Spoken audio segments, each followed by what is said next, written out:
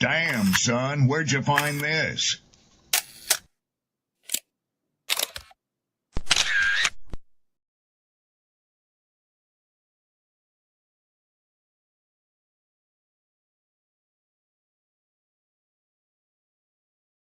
People don't be offended by the truth. They be offended because you called out the truth. Simple as that.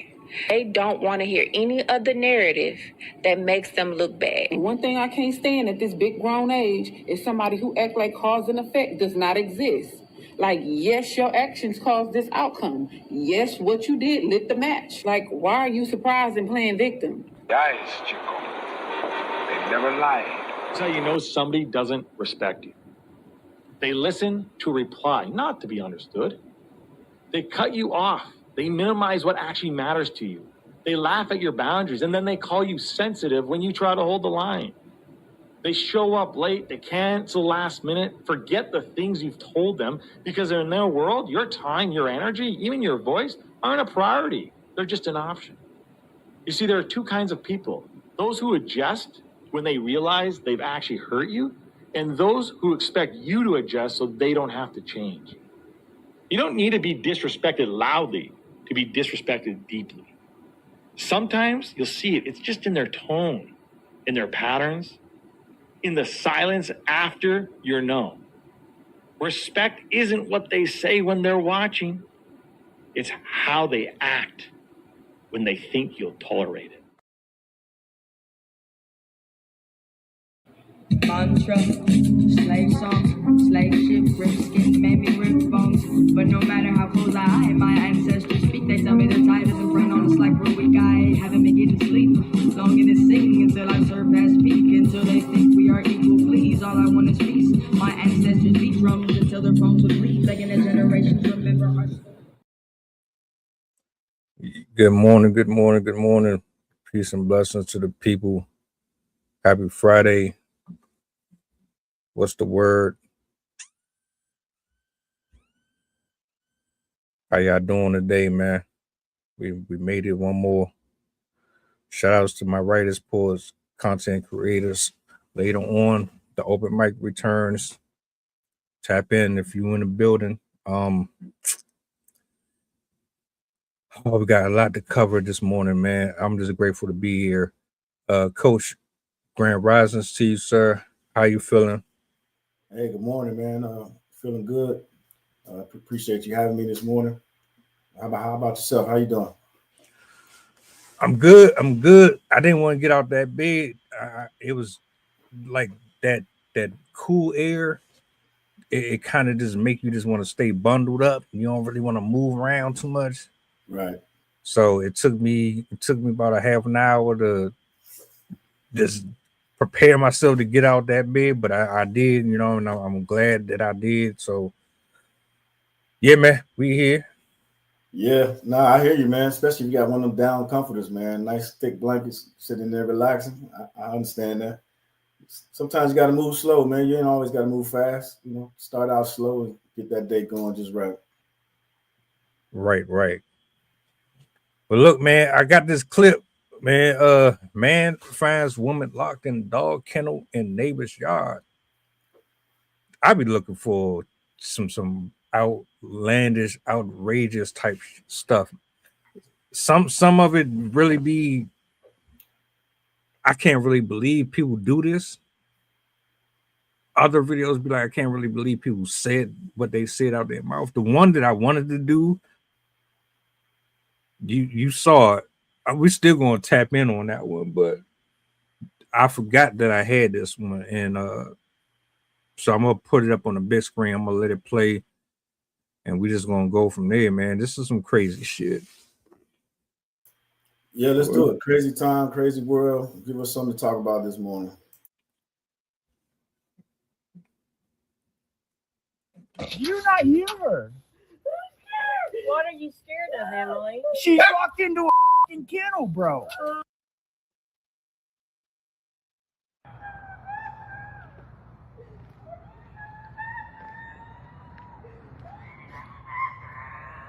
Is everything okay?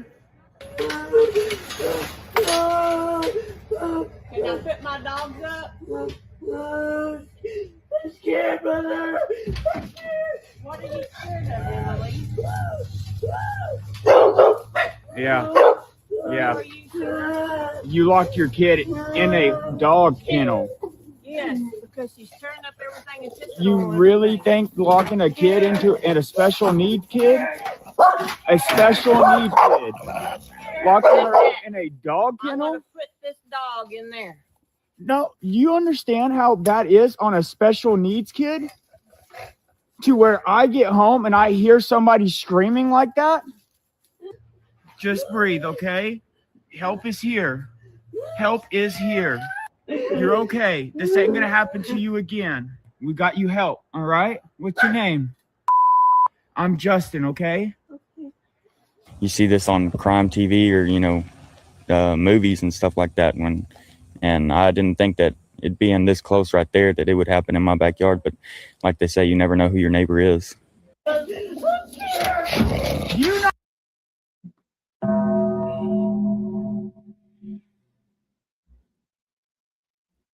Just to give y'all some context real quick, that's not her biological child. She adopted that child. That's neither here nor there though. The point is,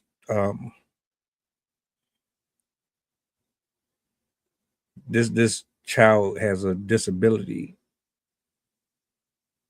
and even if the child didn't have a disability, what is it about? Because what is it about these adopted parents where I keep seeing stories about them doing some of the most inhumane things to these kids, man? Man, that's a lot to unpack. I don't know. I guess we can just talk about particularly the adopted parents, but I think it's just people in society, today's society, period. Especially with social media, it's putting a light on a lot of things that are kind of amplifying things that are going on. It's just the lack of respect and care for human regard, period. It just seems like people just don't care anymore. Like the lack of respect for, the lack of empathy, it's crazy. And you can go down a large rabbit hole when you start talking about adopted parents and adopt kids in that environment. You have to be careful though, because you can't speak to somebody's mental well-being. You can only kind of speak to their actions and the patterns. But you can obviously tell. She said that she was inside the house tearing up things, and then she said she was going to let the dog go in the house. So it seems like she has made more of a love for the animal than for the actual 22-year-old child that was in the kennel itself. So take a look at the individual person, and then look at the mental capabilities, of people adopting these kids. You don't want to say it's a money grab, but sometimes I guess it has to be a better process, a better screening process of how they are allowing people to be foster parents. I think that's probably where you have to start is, what's the screening process and what weeds somebody out or weeds them in that makes them eligible to be a foster parent. That's what I would like to know. Some of y'all might not know this, but over the last year, this would probably be my 5th or 6th story.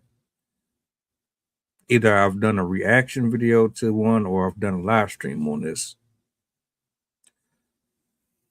One video that I did a few months ago was on a man who actually locked his son, who was autistic, locked him. He basically built an in-house um, you know how they have animal rescues and they have the cages, and he built an inside thing for the son, had him locked away inside of the cage. Police came because the kid was missing from school. The kid was butt naked inside the cage. The floor was destroyed. It was absolutely a mess. All he could say was my kid destroyed stuff. The same thing that she just said. He said the same thing. My kid just destroyed stuff. So I did this to protect him, and but the conditions, and you see how that little boy was laying. They blurred it out, but it's like I'm with you. How are you screening these adults?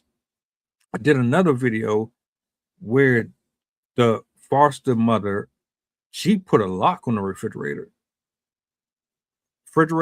and on the freezer, and she was literally locking kids away inside of the closet.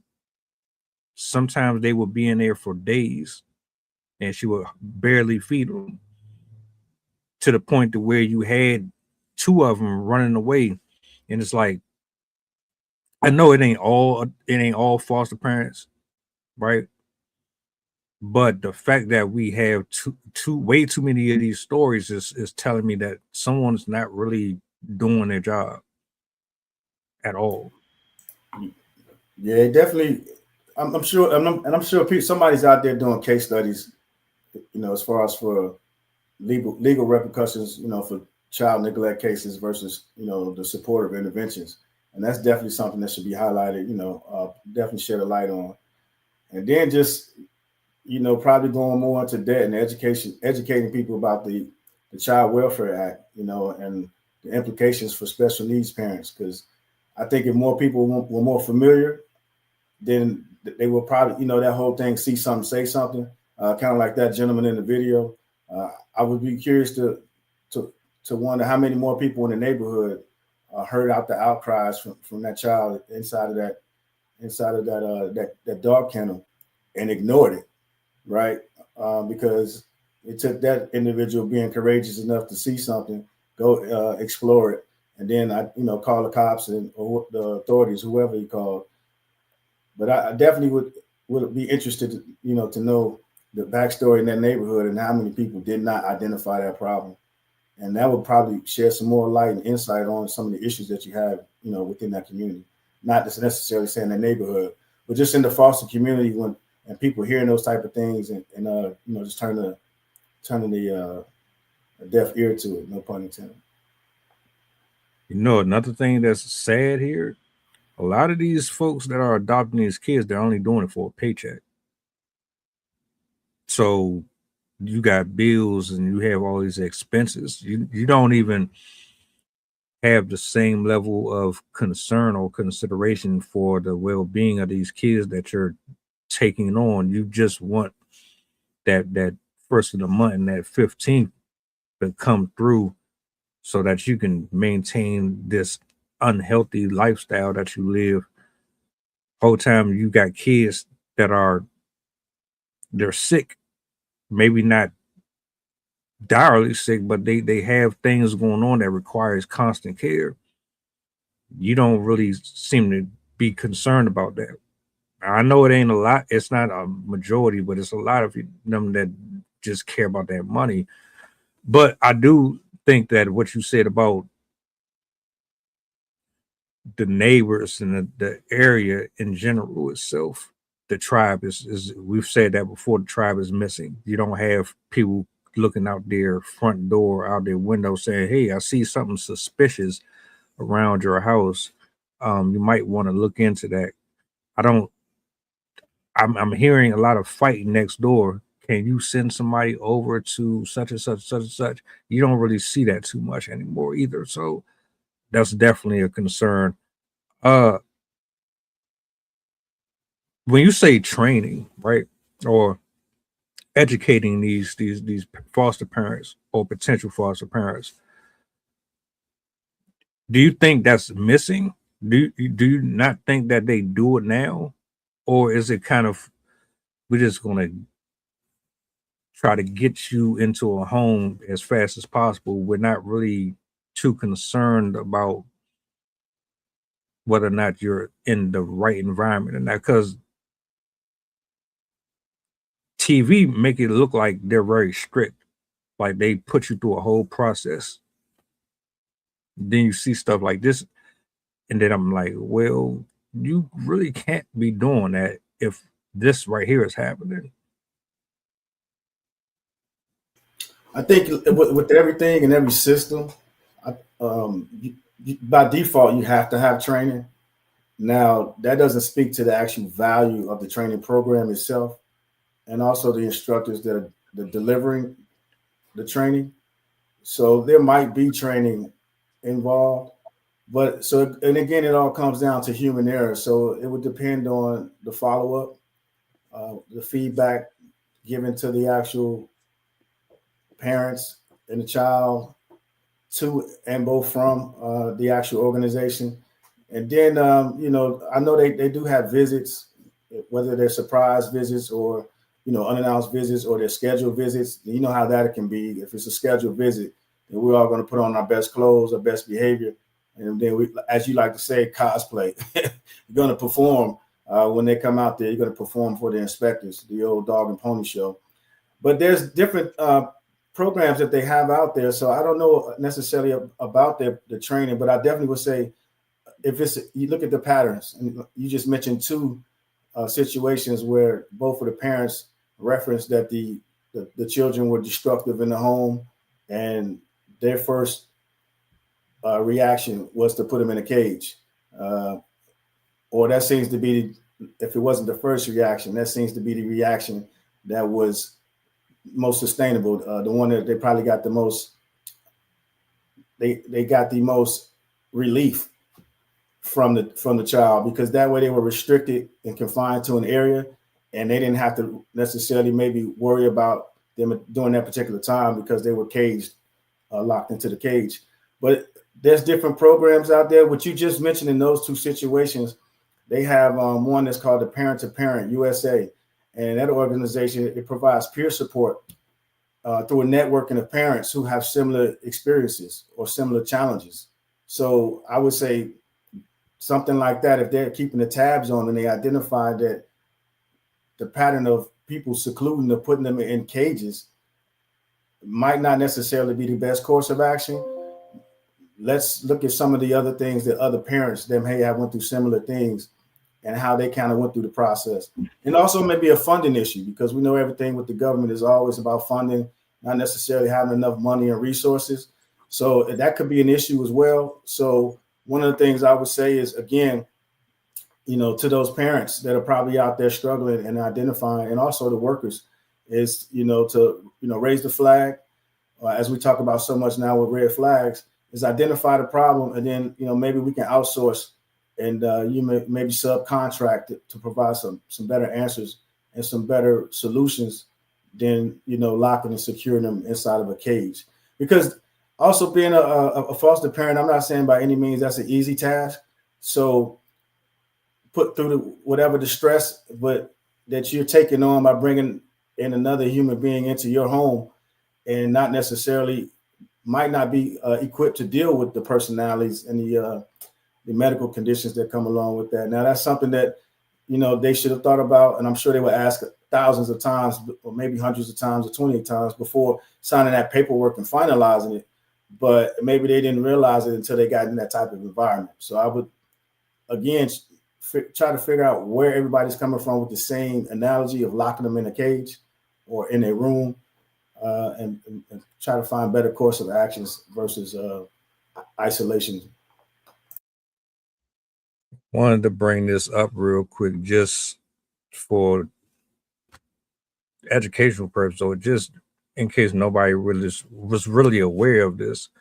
Approximately 12% to 36% of youth who age out of the foster care system become homeless. Additionally, about 25% of former foster youth experience homelessness within 4 years of being emancipated. Furthermore, between 31 and 46% of youth exiting foster care will end up homeless by the age of 26. Notably, more than 50% of America's homeless population has spent some time in foster care. Reason why I wanted to bring that one up was because we clearly are doing something wrong, right? Because I mean, you can't help the fact that your biological parents might not have been in the best position to take care of you. Maybe they died. Maybe they just were awful people. Maybe it was just one of them situations where it was best for you to be in another household. But looking at those numbers,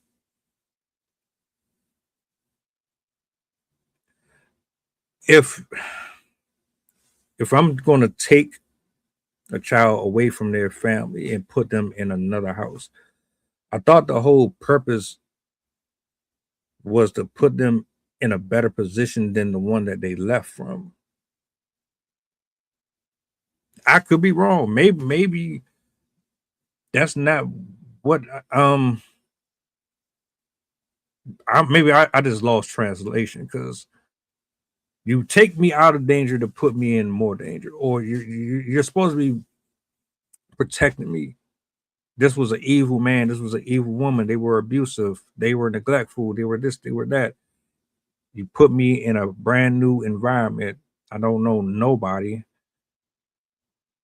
My attitude and the way that I was brought up is probably going to be problematic to someone who is deciding to bring me in. But you see these numbers, and then it's like, all right, clearly something is missing here. Doesn't make it any better when you have a disabled child that's being put at a disadvantage with a woman who wears a shirt that says "I am crazy." That shit was wild to me. She literally, like, what? I saw that. No, so what you great point, right? So that comes again with the training and the training piece, and like you just said, individuals being problematic. It's the same thing that we have in schools, the same things we have in the prisons. You know, we might be getting to a point where everything is just so overpopulated and overcrowded that maybe some of the standards are slacking off on to where some of these kids would be released into some of the families that they would go to, just to probably get them into a home. I don't know that to be truthful. I'm just speculating. And again, it just goes back to the education piece. It's like you just said, if they potentially to be problematic, are these parents problem solvers? And that's something that, obviously we don't know. We're just kind of having a casual conversation, but that can also lead to further issues, as in any relationship, the inability to be able to communicate. And if the child has, special needs, and they obviously might not be able to communicate or articulate themselves. So then the frustration comes onto the parent or the guardian who's watching over, the kids. And so that becomes an issue as well. And you would just hope that, if a parent was in a situation where they took in, kids with special needs, that they would seek and get that type of help to be able to, work with them and to be able to communicate and articulate themselves with them. But, they are human. I'm not providing them an out or an escape, but just keeping that in mind as well. I think it just has to go back to the system, with the follow-up, continuously to follow up, because, like they said, in Texas, they got free college and education, but the problem is they get lost in the system. So getting lost in the system, and the system is the problem, then it's, I guess we kind of answered our own question right there.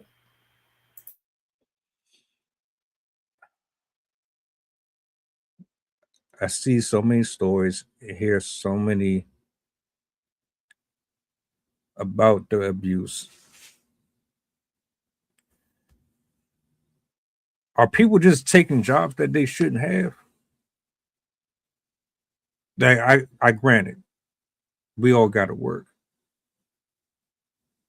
You want to keep them lights on, you gotta pay them bills. You want to keep your phone and your gas going, you gotta pay them bills. In a perfect world, everybody would be doing what they want to do in life, whatever that is. But that's not how it is. Sometimes you just gotta eat shit and do what you gotta do to make sure that you continue to be productive. Are these people just taking jobs just to be having one?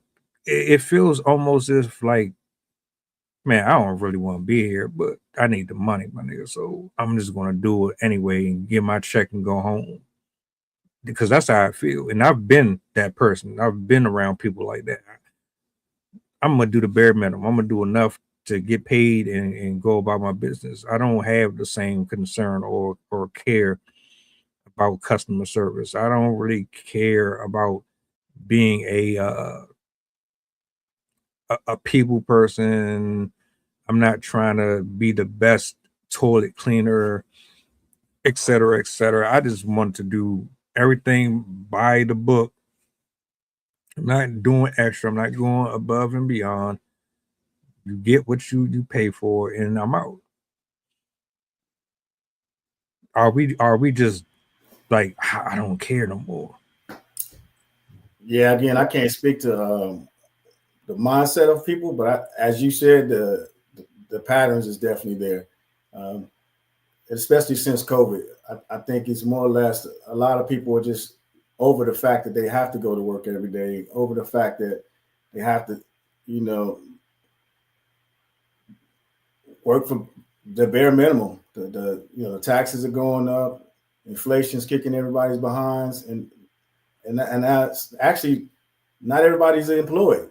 The employment market's pretty bad out there. So yeah, if somebody can get a job to pay some bills, they're probably going to take a job that they don't want. And if somebody's qualified, and that's not necessarily what they want to do, yeah, I'm pretty sure they're going to go in there. And if they can give you half, versus full, give you 50% versus 100%, then I'm pretty sure that's probably the choice that they're going to make.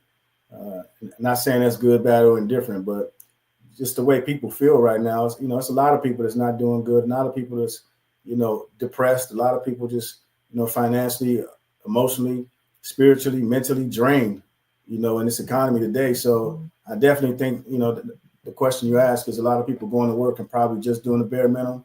Absolutely. But not only at work, but just in relationships and even in the home life, because you can't just give all at work. You got to be the best version of yourself and show up for the people that's around you, not just for people at work. So, again, going back to having kids, adopted kids, any kind of kids, or just being in a relationship, giving that person your best, foot forward and putting that effort into it, because that's the only way, and that's the one thing that's better than currency, right? Is effort. Somebody is going to appreciate your effort and the effort that you dump into them more than, the typical person would a lot of money or other type of monetization.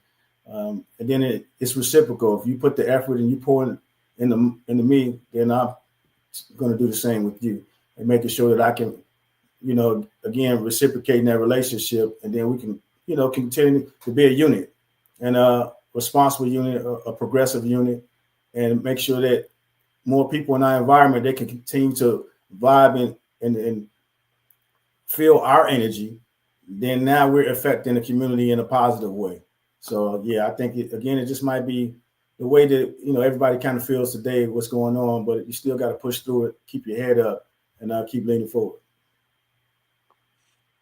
There's no way you can convince me that this woman signed up to be an adopted parent.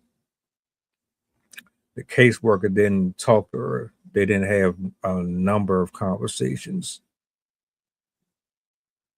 I don't know how the process works. Like, do you go online and do you just sign a form and then somebody get back to you? Do you get to pick specifically if you want someone of a specific age, specific race, or is it kind of just random? But either way, she signed up for it. Someone had to have spoken to her. She had to go through a process.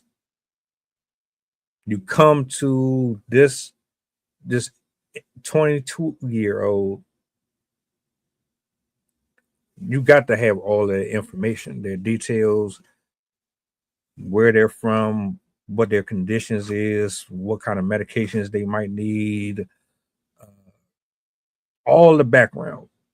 You have that. There's no way you don't know this. And I'm looking at it like, all right, you know what you're signing up for. Me just being a human and a rational, caring person. Oh, I see what I'm gonna have to be more concerned about. I'm gonna have to pour into this area. I'm gonna have to be more proactive. I'm gonna have to. There's certain things that you're gonna have to do to make sure that this person knows that they're loved, that they're cared for, that they're safe, that they're covered, that they're in a better position that they were in before. You're not going to have to worry about the dangers of sneaky and malicious people preying on you and all that. I am your protector. I am signing on to be your protector innately. You can't really fully think for yourself. You can't fully operate out here in the world for yourself because people are monsters, manipulators, abusers, everything underneath the sun you can think of. So me knowing what I'm signing up for, I can't see in any world where I would put you in a kennel, a dog kennel of all places, because you're destroying property.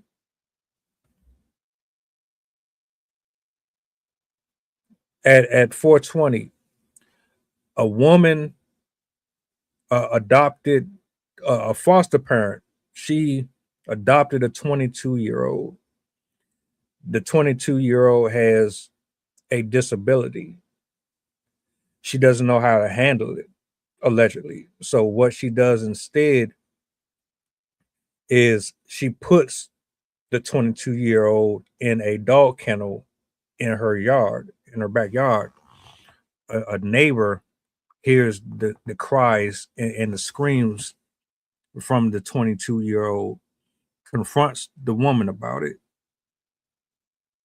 That's what this is about. And all I'm saying is, why would you? Are you strung out? Are you broke? Are you financially destitute? Are you that obsessed with money?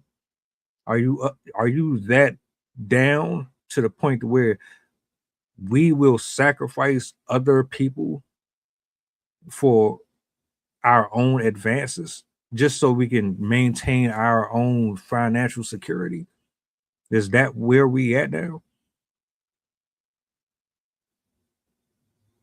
Again, I could not see me, and I'm gonna yield the mic. I just can't see me being a foster parent and then I'm taking in a kid who has no hearing. They can't see.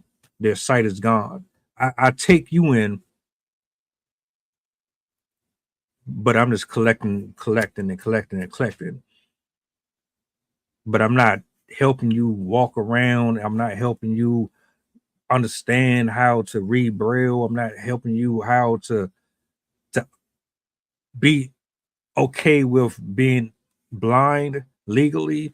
I'm just letting you walk around, bumping into stuff, people bullying you. I don't teach you nothing. I don't show you how to love yourself, even when you can't see the world the same. I just couldn't see me doing that. I just don't understand some people. Yeah, no, I get it, and that's the thing is, even though you may say you can't see yourself doing it, I mean, obviously people are out there doing it, So it's okay. So we've identified that there's an issue in the community. So what's next? And I think that's kind of what we need to focus on. Again, highlighting the neighbors in that area by raising the flag and calling attention to it. I'm sure that individual had family members. So again, those are more people that turned a blind eye to the situation or to allow those things to continue. So again, it's about the people that they surround themselves with, and they didn't say anything about it. And if they did say something, they didn't do enough to bring it to light. So those are the things we got to kind of focus on, because the system is obviously broken. And if the system is broken, then what's the next course of action? And again, it's just, you see family members mistreating people, and if you don't identify it and you turn the blind eye, now you're enabling those family members to abuse, you know what I mean, those people. So it's the same concept as having that village and that community around and witnessing these type of things happen. So you just have to speak up. You can assume that somebody has the best intentions. You can assume somebody, behind closed doors are doing all the right things. But yeah, if you see somebody locked into a cage screaming for help, throughout the day and throughout the night, then, as a citizen, you have to do your part and identify it.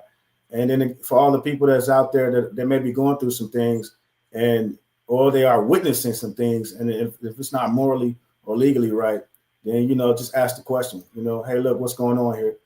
And you have to have the courage to, call bullshit and ask the question, because they may thinking their intentions are good or pure, and they aren't. So, again, where's the people that was around this woman? You know what I mean? And they didn't say anything. And so they need to be held accountable as well, not just that, that person. And then find out who's doing the inspections, who signed off on the sheets, and then find their supervisors, because there's a chain of command here. So, it needs to be identified from the bottom to the top and from the top to the bottom. So it's a problem across the board. And then just looking out and being good humans, you just got to identify and call bullshit when you see it.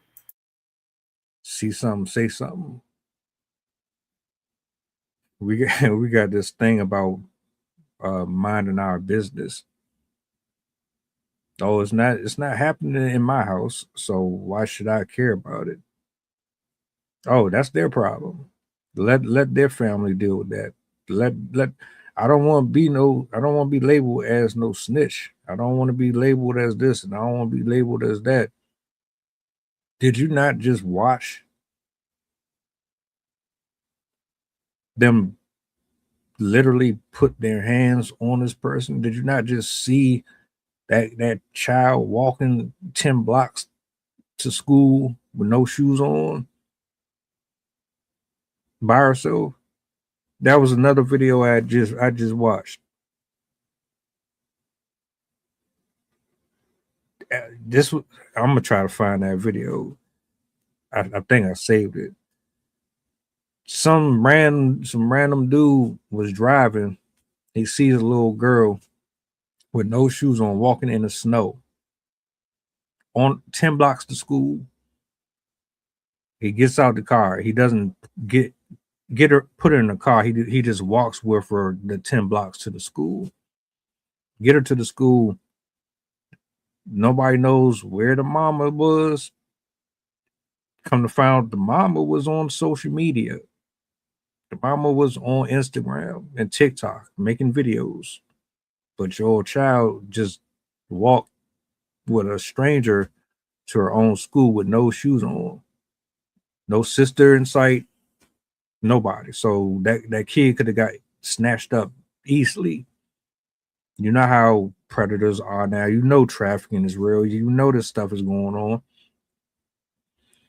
But in that same instance, I had a lot of angry people in the comment section, rightfully so. But then you'll still have a few knuckleheads out there that'll be like, that's not my business. That ain't my problem. Let the parents worry about it. How the fuck are the parents going to worry about it if they don't know that what they did was wrong? If that child would have disappeared and nobody knew anything, you know how they be real funny about cameras and footage. They don't see nothing until days later, depending on who the person is. And this is a black kid, so that definitely would have took longer for some reason. So yeah, all this. Oh, it's not my business. I want to say something. Look, if you feel in your gut you want to say something, it must be that bad. If you get the feeling that, yeah, you probably just need to go ahead and do it. Like I don't care if you don't want to hang out with me no more. I don't care if you want to play with my toys. I don't care about none of that shit.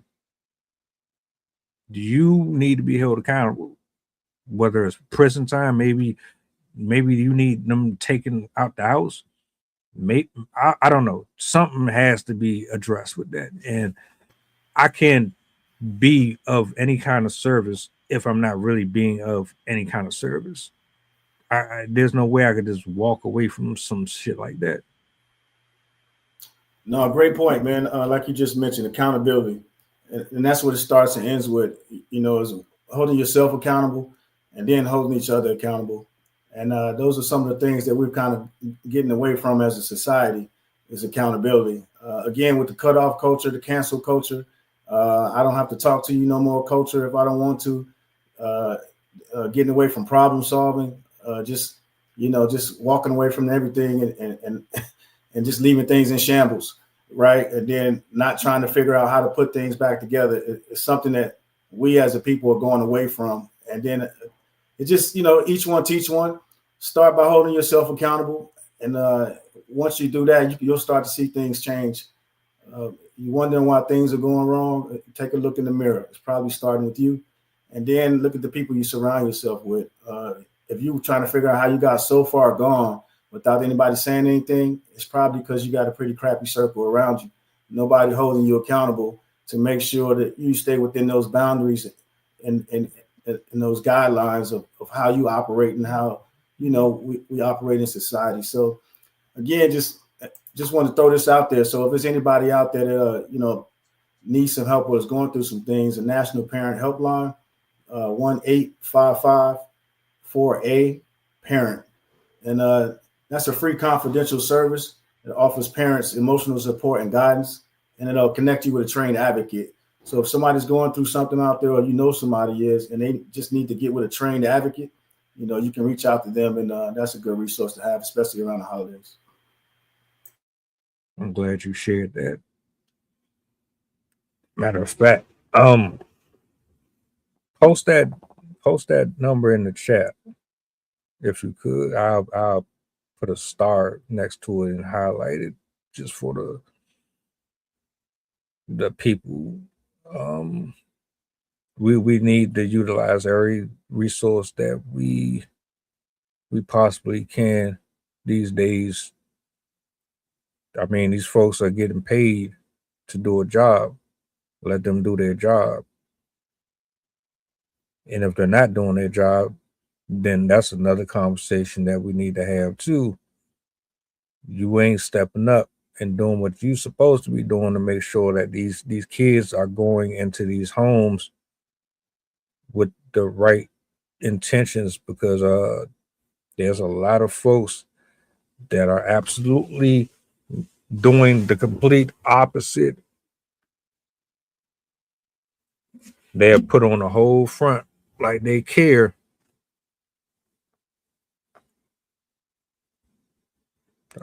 Hold on a second.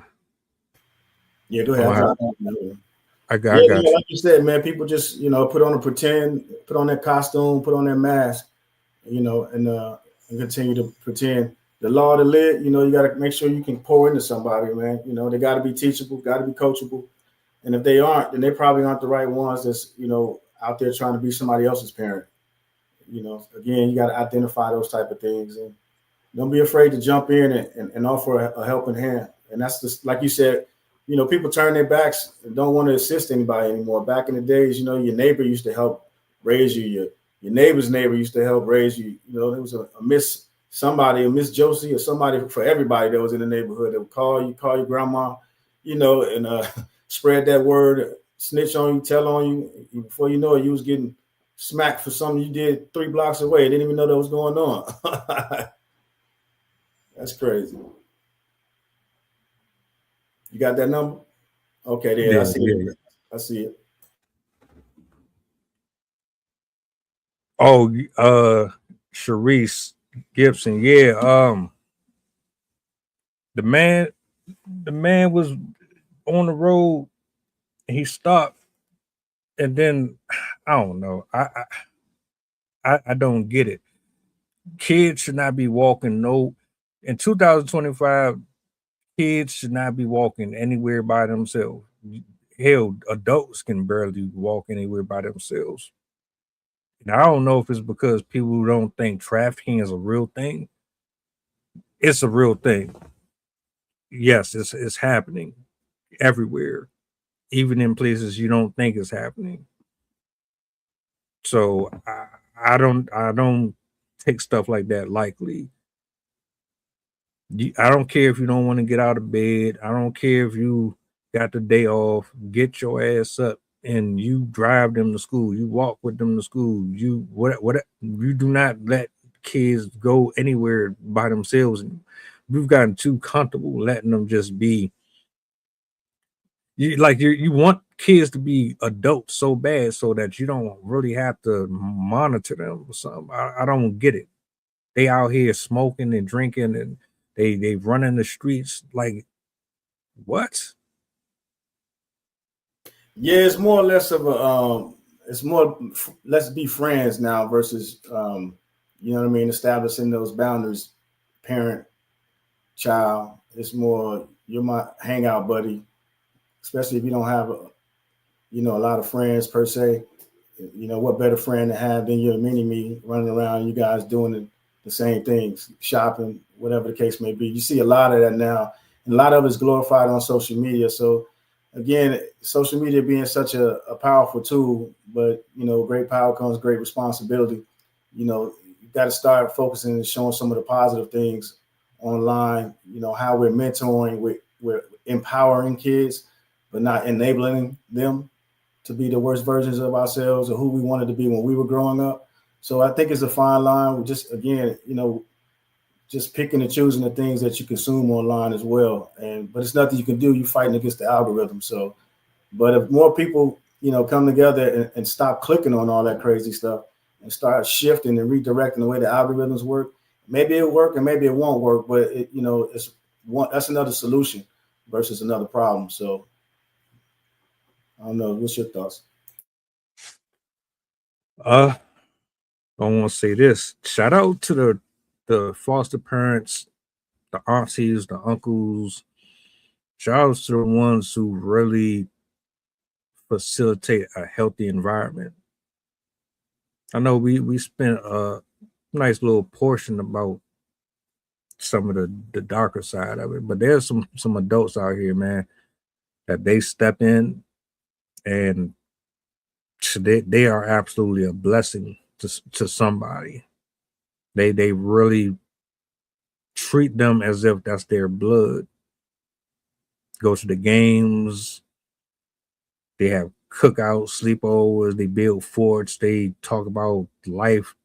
They have all the uncomfortable conversations. They treat you as if you are their very own. And I don't think they get enough support or love. So I just wanted to take that quick little moment to say, man, salutes to y'all, because a lot of us out here are not moving that way. And like the stereotypes, they exist for a reason. I don't like them. I don't advocate for them, but they exist for a reason, because there are people out here that really are negligent, dismissive, greedy, and a long list of other things that play a role in why these kids are ending up homeless. That's crazy. You should be way better off because you survived whatever abuse that you were involved in. When they took you out of the bad place to put you in a better place. So you should be better off. but the numbers don't lie, clearly. So I would love to see some things get better, hopefully, but I don't know. I don't know. My thoughts and prayers go out to these kids out here on the street. My thoughts and prayers go out to these kids they're in positions that they didn't ask to be in, and they have to do the best that they can do with what they got. Imagine being a foster kid somewhere, you don't know these people. You already got your own baggage that you don't even understand how to figure out, but you still got to try to survive somewhere that you just got placed. So it's not just adults that's going through. It's these kids are going through a lot too. So No, that's a great point, man. Especially that part, the whole process of trying to process mentally, whatever happened to your biological parents, being inside of that foster system, and then the uncertainty, because like you said, of going to a new home with a new family, you know what I mean, a new school, everything's new, a whole new life, and mentally, depending on that age, and trying to understand and process, feeling unloved, unwanted, worrying about how you're going to be perceived if you're going into a house that has kids already, they're not your actual siblings. If you had siblings, being separated from your siblings. It's a lot to go into that, especially, as a child going through that process. And I don't think a lot is spent on that, just mentally, being able to bounce back from that type of disadvantage and understanding and processing it and being able to move forward. I don't think a lot is talked about in that realm, especially going into a house, with different group dynamics and not knowing how you fit into the process. Because initially you may be welcomed or you may not be welcomed, and that's the honeymoon phase. After that, then what?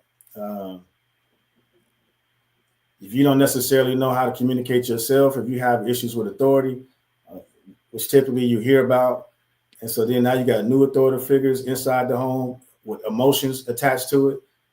Everybody's not thinking logically. Now you enter emotion into the equation.